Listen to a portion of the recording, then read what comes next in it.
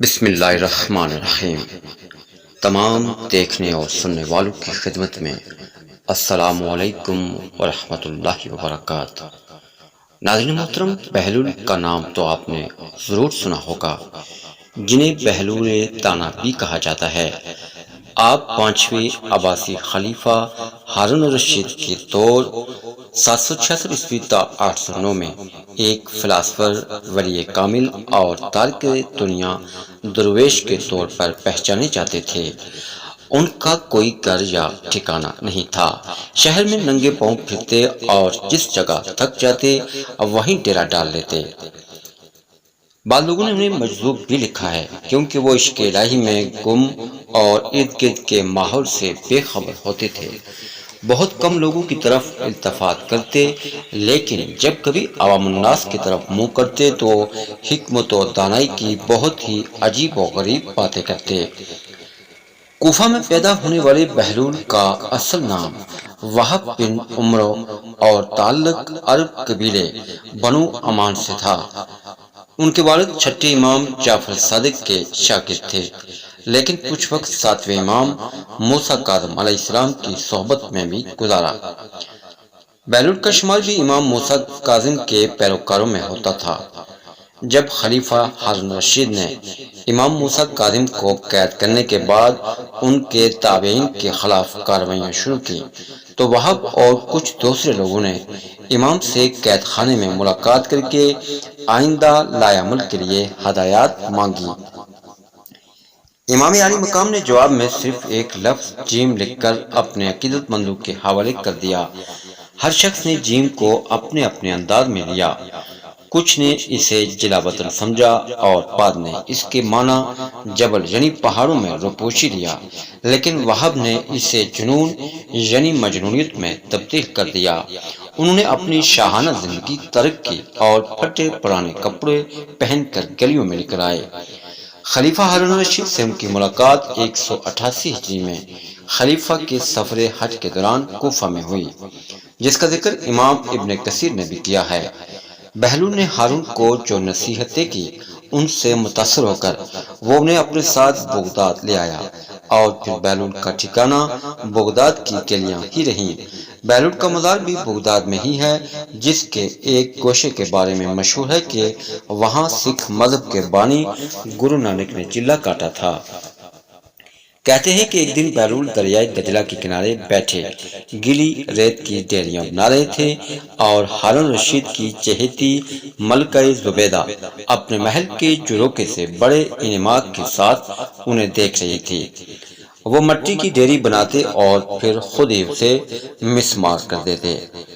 ملکہ جروکے سے اتر کر اپنی سہیلیوں کے ہمراہ دریا کنارے آ گئی اور پوچھا، کیا کر رہے ہو بہلول؟ بہلول نے ادائی بے نیازی سے کہا، جنت کے محل بنا رہا ہوں۔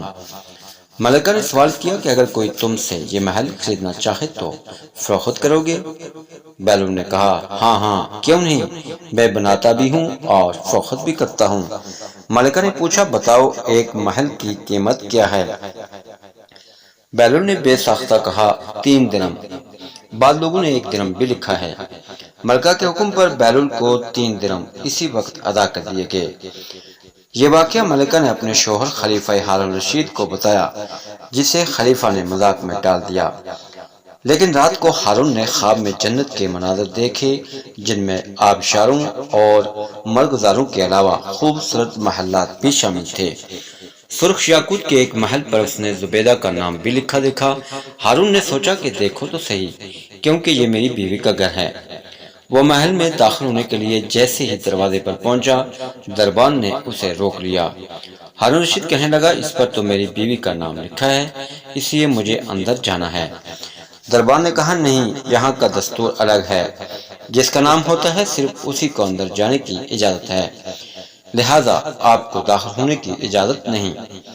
جب دربان نے ہارون کو پیچھے ہٹایا تو اس کی آنکھ کھل گئی، لیکن بیدار ہونے پر خیال آیا کہ اللہ تعالیٰ نے زبیدہ کے حق میں بہلول کی دعا قبول کر لی ہے، چنانچہ وہ ساری رات اسی افسوس میں کروٹیں بدلتا رہا۔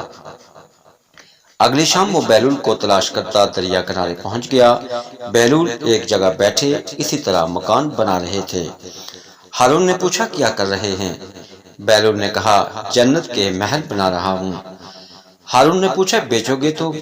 بیلول نے کہا ہاں ہاں کیوں نہیں، میں بناتا بھی ہوں اور فروخت بھی کرتا ہوں۔ ہارون نے سوال کیا کہ بتاؤ ایک محل کی قیمت کیا ہے؟ تو بیلول نے جواب دیا تیری پوری سلطنت۔ ہارون رشید نے کہا اتنی قیمت تو میں نہیں دے سکتا، کل تو آپ 3 درہم کے بدلے دے رہے تھے اور آج پوری سلطنت مانگ رہے ہو۔ بیلول دانا نے کہا خلیفہ کل بن دیکھے معاملہ تھا اور آج تم محل دیکھ کر آئے ہو۔ خلیفہ یہ سن کر مایوسی سے گھٹنوں کے بل بہلول کے دانا کے سامنے بیٹھ گیا اور کہنے لگا حضرت آپ مجھ سے میری سلطنت لے لیں لیکن مجھے ایک محل دے دیں۔ جب بیلول دانا نے خلیفہ کی عاجزی دیکھی تو کہا میں تمہاری اس سلطنت کا کیا کروں گا؟ اس دنیا کی محبت تو بہت سے گناہوں کی جڑ ہے، جاؤ اپنی سلطنت اپنے پاس رکھو، اس محل کو بھی تمہارے لیے 3 درہم میں فروخت کرتا ہوں۔ معروف بزرگ سیدنا سری سکتی رحمت اللہ تعالیٰ فرماتے ہیں ایک بار مجھے قبرستان جانا ہوا، وہاں میں نے بیلول دانا کو دیکھا کہ ایک قبر کے قریب بیٹھے مٹی میں لوٹ پوٹ ہو رہے ہیں۔ میں نے پوچھا آپ یہاں کیوں بیٹھے ہیں؟ جواب ملا میں ایسی قوم کے پاس ہوں جو مجھے اذیت نہیں دیتی اور اگر میں غائب ہو جاؤں تو میری غیبت بھی نہیں کرتی۔ ایک دن حضرت بیلول بازار میں بیٹھے تھے کہ کسی شخص نے پوچھا بیلول کیا کر رہے ہو؟ تو بیلول نے کہا کہ بندوق کی اللہ سے صلح کرا رہا ہوں۔ اس شخص نے کہا پھر کیا بنا؟ بیلول نے کہا کہ اللہ تو مان رہا ہے لیکن بندے نہیں مان رہے۔ کچھ عرصے بعد اسی شخص کا ایک قبرستان کے پاس سے گزر ہوا تو دیکھا بیلول قبرستان میں بیٹھے ہیں، قریب جا کر پوچھا بیلول کیا کر رہے ہو؟ بیلول نے کہا بندوق کی اللہ سے صلح کرا رہا ہوں۔ اس شخص نے کہا پھر کیا بنا؟ بیلول نے کہا بندے تو مان رہے ہیں مگر آج اللہ نہیں مان رہا۔ بیلول سے ایسے درجنوں واقعات اور دانائی کی باتیں منسوب ہیں۔ کچھ لوگ اسے کتابی باتیں کہتے ہیں اور بعض اسے روحانیت کی معراج مانتے ہیں، لیکن یہ طے ہے کہ جو بیلول دانا کہہ گئے وہ پتھر پر لکیر ہے۔ السلام علیکم ورحمۃ اللہ وبرکاتہ۔